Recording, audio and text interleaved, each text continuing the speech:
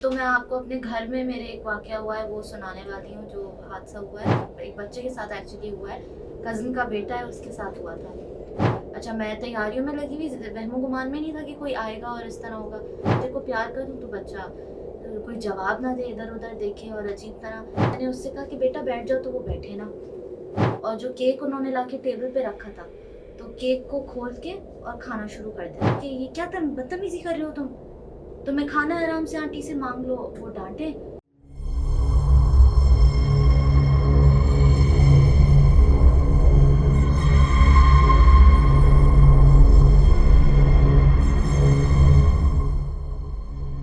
अस्सलाम वालेकुम, कैसे हैं आप लोग? खैरियत से हैं? हॉन्टेड थिएटर के एक और एपिसोड में आपका वेलकम है। मैं हूं आपका होस्ट सैयद मोहम्मद अहमद। नाज़रीन, हर बार की तरह इस बार भी हम आपके लिए एक स्टोरी लेकर आए हैं। इस स्टोरी में एक ट्विस्ट भी है और एक बहुत बड़ी नसीहत भी है कि किस तरह किन-किन चीज़ों से हमें बचना चाहिए और हमें एहतियात करनी चाहिए।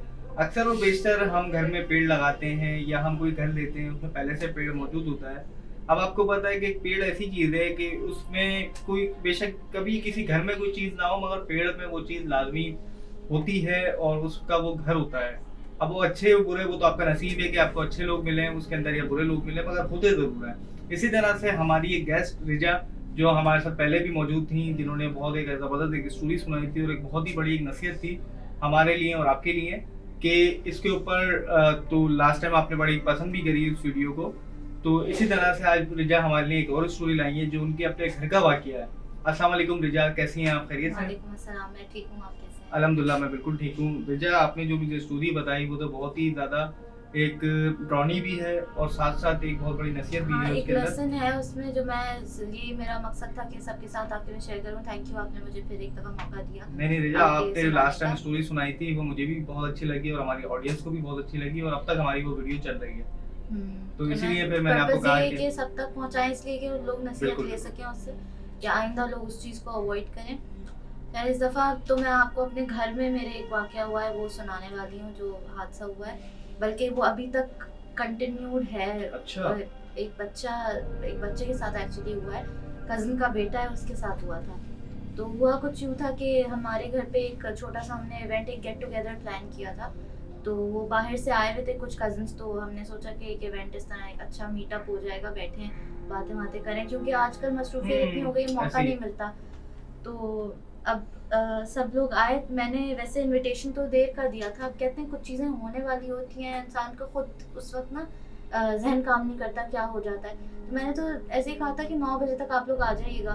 तो मेरी एक कज़िन थी जो टाइम से काफ़ी पहले आ गई। मैं परेशान थी। मैंने कहा ये इतने जल्दी क्यों आ गई? इनको क्या हो गया? आज मैं तो 9 बजे का टाइम दिया हुआ है। आजकल आपको पता है मग़रिब वैसे ही जल्दी हो रही जी। है। तो मग़रिब के टाइम पर वो आती हैं।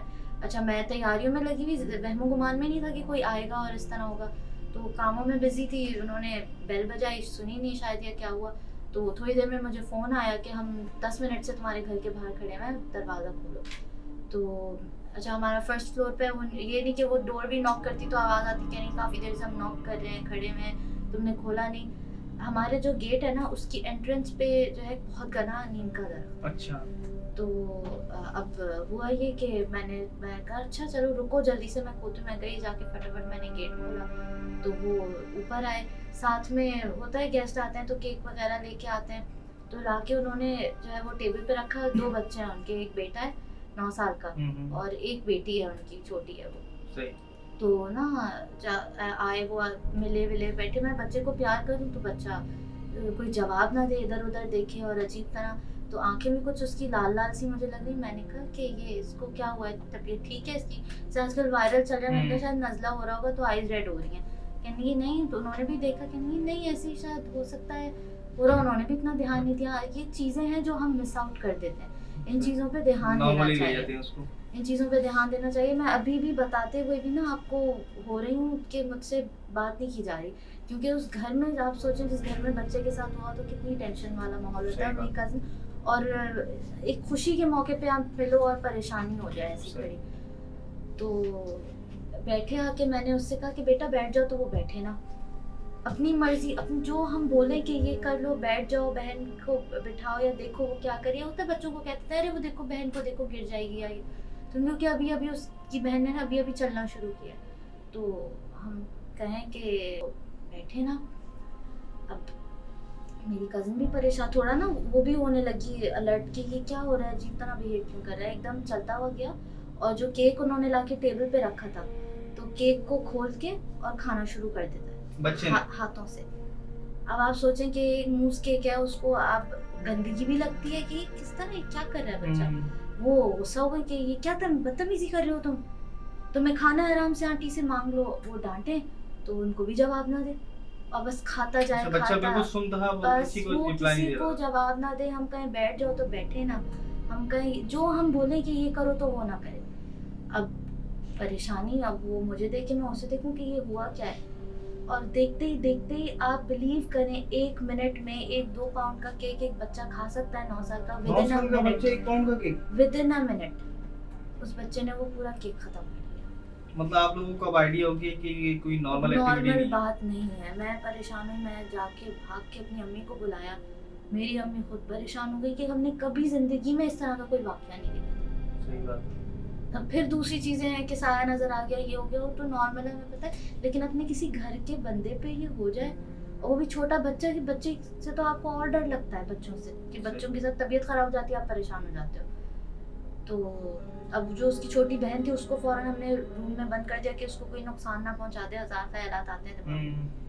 तो खैर वो तो केक तो उसने विदिन अ मिनट वो बच्चा खा गया। अच्छा। और खा के अपनी जो है ना उंगलियां जैसे चाटते हैं, ऐसे उंगलियां चाट के वो बैठ गया जैसे कुछ हुआ ही नहीं, बिल्कुल ऐसे। अच्छा, ऐसी चीजों को, मीठी चीजें बहुत पसंद होती हैं। हाँ, ये आपने नोटिस किया होगा। और अगर वैसे ये भी मैं व्यूअर्स से भी कहूँगी कि अगर आपके घर में, वैसे तो मौजूद तो हर जगह है, लेकिन कभी कभी ऐसा होता है कि आपका उनसे इंटरेक्शन नहीं हो रहा होता। जैसे वो मौजूद है सब जगह, यहाँ भी है, लेकिन वो अपनी प्रेजेंस फील नहीं करा रहे होते।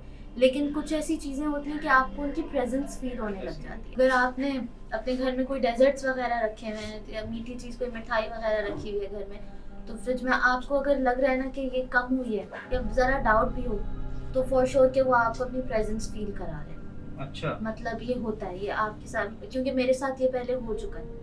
क्योंकि और ये फिर इस हादसे के बाद तो फिर बिल्कुल ही प्रूव हो गया कि हमारे घर के आसपास ऐसी वो हैं, उनकी प्रेजेंस है, और वो फिर फील भी करा रहे हैं। क्योंकि मेरे साथ हमेशा ये हमारे घर में हुआ है अक्सर कि हमारे इवन मेरी बहनों की लड़ाई हुई है इस चीज़ पे। अच्छा। कि केक रखा या चॉकलेट्स रखी, और एक बहन ने रखी और वो आई रात में या अगले दिन, तो वो कम है।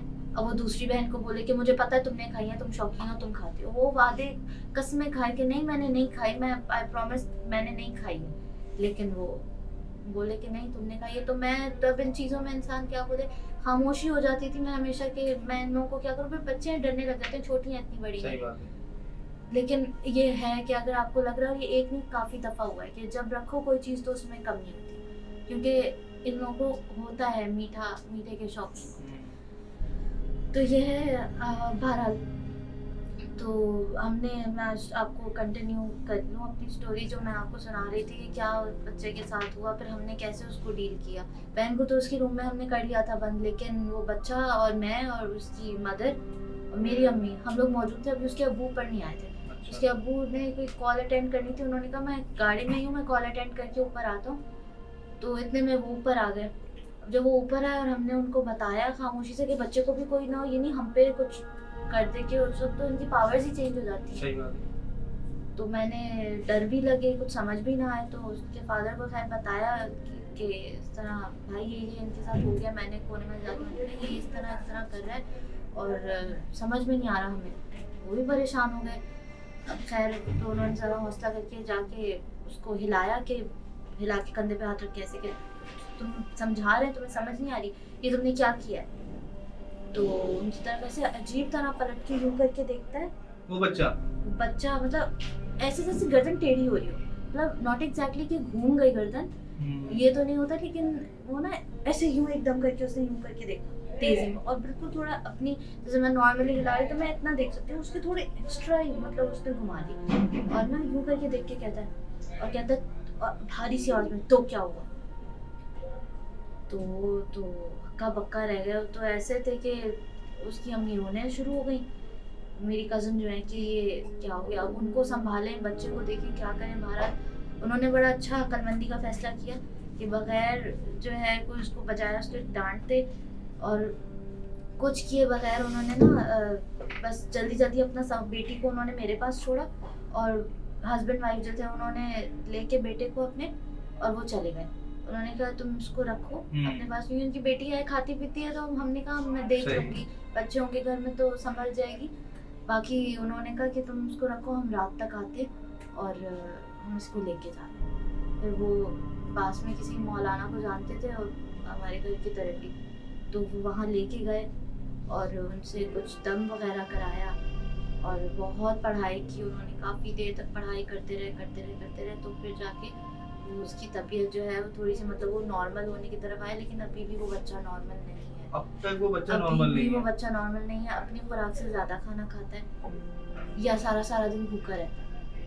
कभी बहुत खाएगा, एक दिन इतना खा लेगा जैसे अब नॉर्मल के कहता रहेगा मुझे भूख लग रही है, मुझे और खाना दो और खाना दो, और बस खाता ही रहेगा।